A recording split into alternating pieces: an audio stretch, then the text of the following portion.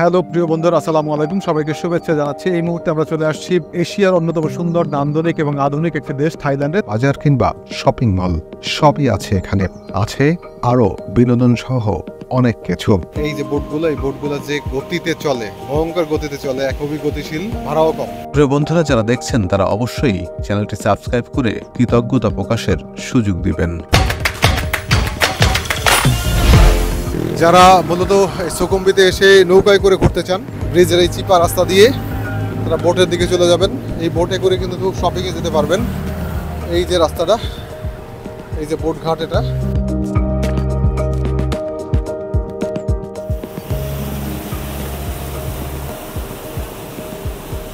এই যে বোটগুলো, এই বোটগুলো যে গতিতে চলে, ভয়ঙ্কর গতিতে চলে, ভাড়াও কম।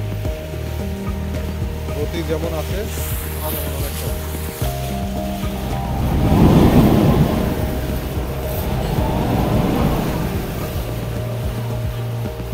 এই যে আমরা এখন এই বোটে উঠছি, এই বোটে করে আমরা এখন শপিং মলে যাব।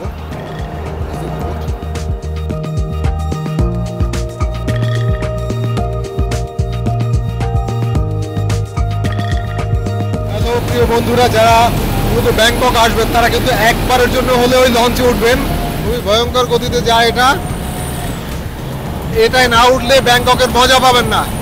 এটা আসলে খুবই মজার একটা জার্নি।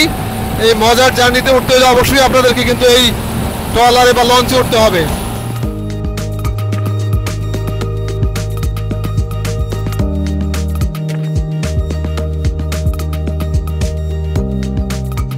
মানে সুকুম্বিতে এসে শপিংয়ে যাবেন, শপিং মলে যাবেন, এইখানেই কিন্তু সেই শপিং মল। এই যে এই স্টেশনে আমরা নেমেই আমরা এখন শপিং মলে যাব।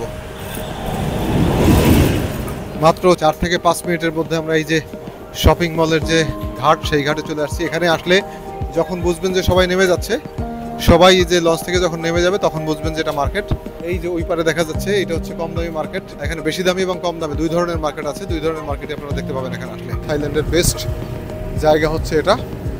দুই পাশের মার্কেটগুলো খুব দামি মার্কেটও আছে, কম দামি মার্কেটও আছে। আপনারা দেখে শুনে এখানে কেনাকাটা করার সুযোগ পাবেন। এই যে ঠিক আমার সামনে অপোজিটের যে মার্কেটটা দেখতে পাচ্ছেন, এইটা হচ্ছে সেন্ট্রাল ওয়ার্ল্ড মার্কেট। এখানে ওয়ার্ল্ড ওয়াইড যে ব্র্যান্ডগুলো আছে সেই সমস্ত ব্র্যান্ডগুলো দেখতে পাবেন। আর ঠিক এই পাশে এটা হচ্ছে হকার্স মার্কেটের মতন, ফুটপাথ মার্কেট।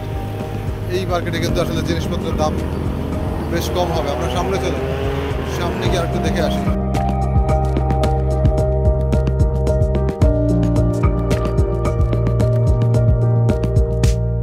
এই যে এই পাশে যেটা দেখতে পাচ্ছেন, এটা হচ্ছে ব্যাংকক মার্কেট।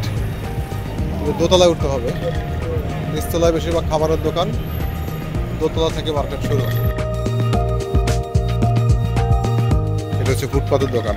এই দোকানে মোটামুটি ভালো গেঞ্জি পাওয়া যাবে আশা করি। সেল এই যে এখানে হচ্ছে 199 ভালোই, মোটামুটি ভালো জামা কাপড়ই পাওয়া যাচ্ছে এখানে 199 থেকে। এই যে খোলা মাঠে বেশ কিছু দোকান আছে। উন্নত বিশ্বে যেমন দেখছি, আমেরিকায়, ইউরোপে বা লন্ডনে যেটা দেখে আসছি, অস্ট্রেলিয়ায় যেটা দেখে আসছি, বড় বড় শপিং মলের মাঝে যে দোকানগুলো থাকে সেই দোকানগুলোতে কিন্তু বেশ কম থাকে, সেই জিনিসপত্রের দাম বেশ কম থাকে। এখানেও সেটা দেখছি, সবসময় এখানে সেল থাকে। এর আগের বার এসেও আমরা দেখছিলাম যে সেল, তবে এখানে দাম কিন্তু বেশি কম। অধিকাংশই দেখছি আমরা সবগুলোই মেড ইন থাইল্যান্ড, তবে এখানে কিন্তু মাথায় হাত দেওয়ার মতন দাম আমরা ওইভাবে দেখছি না। এর পাশেই যে ব্র্যান্ডের শোরুমগুলো রয়েছে, এই যে ব্র্যান্ড আছে, এই ব্র্যান্ডের শোরুমগুলো যদি আপনারা দেখেন, আর এই ব্র্যান্ডের শোরুমগুলো আবার দাম অনেক বেশি।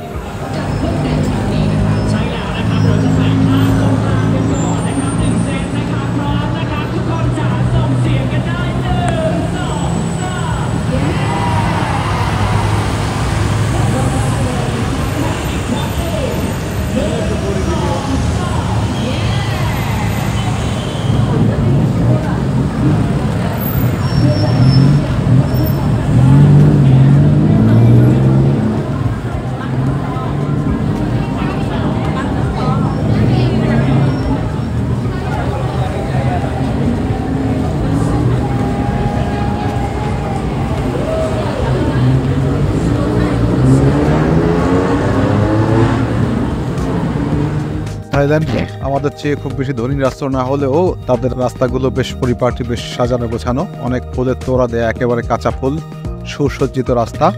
এই রাস্তাটা প্রায় 8 লেনের। প্রিয় বন্ধুরা, থাইল্যান্ডের অসংখ্য ভ্রমণ স্পট নিয়ে আমাদের আগামী পর্বগুলো সাজানো হবে। আশা করছি তখনও আপনাদের সাথেই পাবো। এতক্ষণ সাথে থাকার জন্য ধন্যবাদ।